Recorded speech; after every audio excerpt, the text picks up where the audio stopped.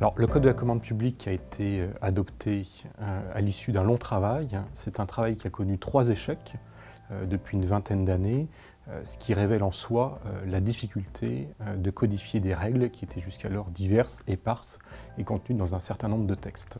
Le Code de la commande publique ne vise que les marchés et les concessions. En cela, il n'intègre pas tous les contrats de la commande publique qui peuvent être visés par le droit communautaire. En particulier, les contrats de concession d'aménagement ne sont pas visés dans le Code de la commande publique et restent régis par le Code de l'urbanisme. De la même manière, l'ensemble des contrats d'occupation du domaine public ne sont pas visés et restent également régis par le Code général de la propriété des personnes publiques. Mais le Code de la commande publique consacre également les principes fondamentaux, au premier rang desquels figure l'égalité de traitement entre les concurrents et la liberté d'accès.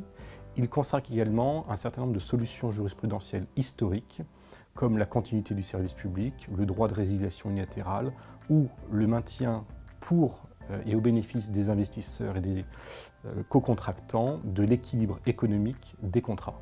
On notera d'ailleurs que les règles principales en matière de recours contre les contrats et notamment en matière de résiliation n'ont pas été codifiées dans le Code de la commande publique. C'est sans doute une volonté du législateur pour laisser le Conseil d'État continuer son œuvre de limitation du risque qui touche les contrats administratifs. Alors, la commande publique aujourd'hui, quand on parle de marché ou de concession, représente à peu près 200 milliards d'euros. Il se trouve que les TPE et PME doivent représenter en matière de marché public 30% de la commande.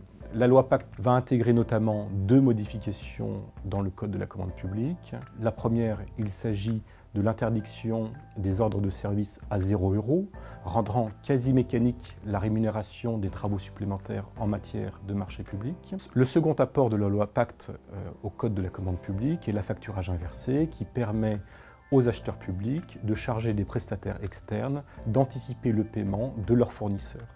Ces dispositions de la loi Pacte ainsi que la possibilité d'augmenter les avances en paiement de 5 à 20% devraient encore bénéficier aux PME et TPE pour leur permettre d'accéder plus facilement à la commande publique. La commande publique a un bel avenir devant elle puisque le droit communautaire aujourd'hui impose en tout état de cause un degré de mise en concurrence et cette mise en concurrence n'a pas vocation à s'estomper, au contraire, puisqu'elle a vocation à s'étendre en réalité même à d'autres domaines que les contrats de commande publique, le droit communautaire imposant de plus en plus un degré de mise en concurrence dans toutes les formes de contrats.